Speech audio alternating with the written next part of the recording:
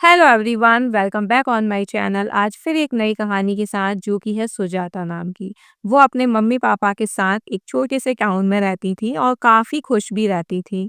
लेकिन जब धीरे धीरे वो बड़ी हुई, चीज़ों को एनालाइज किया, तब उन्हें समझ में आया कि कहीं ना कहीं पार्शलिटी हो रही है उनके साथ। मतलब उनका जो था, कहते हैं ना कि जो पहला बच्चा होता है घर का, वो थोड़ा अलग होता है और जो छोटा होता है वो बिल्कुल अलग होता है। तो उनके साथ भी सेम वही सिचुएशन थी। लेकिन जब उन्होंने चीज़ें फ़ील करना शुरू करी ना, तो उन्हें उन्हें ये लगा कि उनके साथ काफ़ी टाइप्स की पार्शियलिटी हो रही है। जैसे कि स्कूल में कोई भी फंक्शन होना, तो उनको घर पे बोलना कि मम्मा ये है, तो मम्मा को जस्ट इग्नोर मारना कि हाँ ठीक है। वहीं अगर छोटी किसी चीज़ में पार्टिसिपेट कर रही है और वो बता रही है कि मम्मा आज कल स्कूल में ये होगा, तो उसको ईज़िली पैसे दे देना। या वो बोल रही हैं कि अगर मैं कभी बोलूँ कि मुझे अपने फ्रेंड के यहाँ जाना है, तो स्ट्रिक्टली मना करना कि नहीं जाना है तो नहीं जाना है। वही छोटी को ईज़िली जाने देना। तो इस तरीके के, मतलब ये तो उन्होंने 2 से 3 पॉइंट्स लिखे हैं। आप सोचो कि इस तरीके की कितने सारी चीज़ें, कितने सारे सिनेरियो उनके साथ हुए होंगे, क्योंकि हर एक चीज़ इंसान नहीं लिख सकता है। एक आइडिया देता है कि ऐसा-ऐसा हुआ मेरे साथ। जिसके साथ होता है उसको बहुत अच्छे से पता होता है कि एक्चुअल में क्या-क्या हुआ। तो जब क्लास 12th आई तो उनके मार्क्स कुछ कम रहे, मीन्स 72 के अराउंड उन्होंने मार्क्स गेन किए थे और वहीं 10th में उसकी छोटी बहन ने 85 प्लस किए थे। तो यहाँ से कम, मतलब यहाँ से एक पार्शियलिटी और ज़्यादा बढ़ गई, क्योंकि अभी तक ये था जो उन्होंने फ़ील किया, उन्हें ये फ़ील कराया गया कि वो डंप है, वो एक्टिव नहीं है। तो ऐसे करके उनको चीज़ें एनालाइज़ कराई गई। वहीं छोटी के साथ ये था कि वो बहुत एक्टिव है, वो हर चीज़ का रिस्पॉन्स प्रॉपर देती है और वो पढ़ने में भी अच्छी है।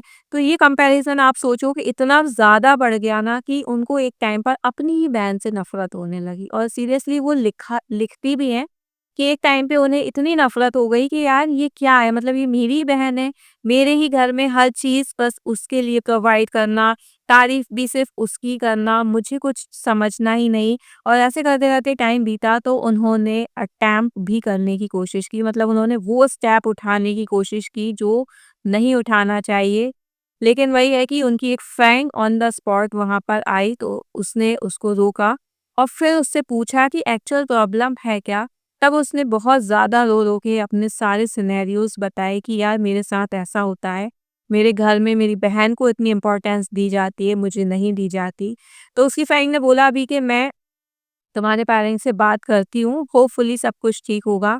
तब उस सुजाता ने कहा कि नहीं, कोई सेंस नहीं है पेरेंट्स से बात करने का, क्योंकि वो नहीं समझेंगे और अगर उन्हें ये चीज़ पता चल गई कि मैं ये स्टेप ले रही थी, तब तो और वो कह-कह के मुझे एज़ ए लूज़र कह के मुझे और डिप्रेस कर देंगे।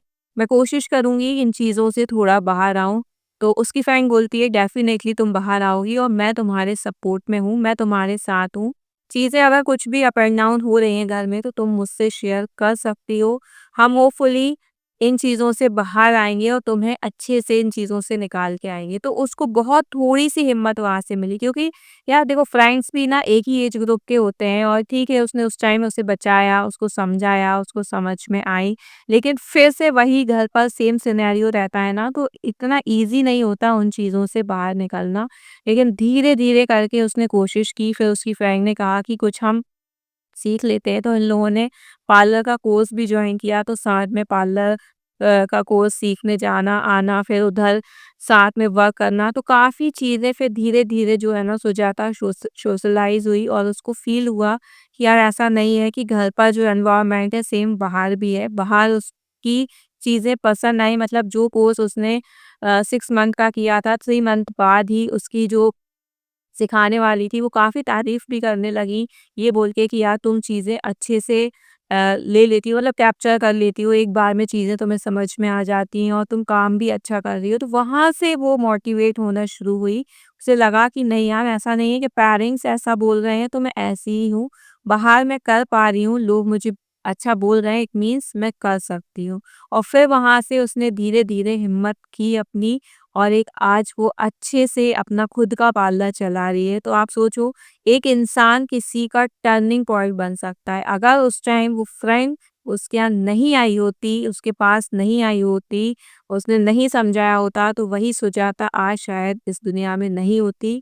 इसलिए ही कहते हैं कि अगर आपके पास आस-पास भी कोई इस तरीके की उससे जूझ रहा है और आपको पता है कि यार ये पर्टिकुलर किन चीज़ों से जूझ रहा है, तो आप उसकी हेल्प कर सकते हैं।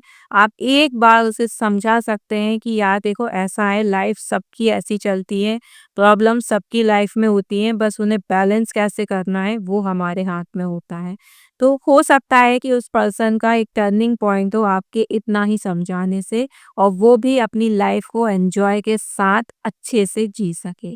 सो आज की वीडियो में यही मैसेज था कि अगर आपको ये फ़ील हो कि आपके आस-पास ऐसा कोई है तो आप प्लीज़ उसे अवेयर ज़रूर करें। So I hope you like my video. If you like please share and subscribe the channel for more. Thank you.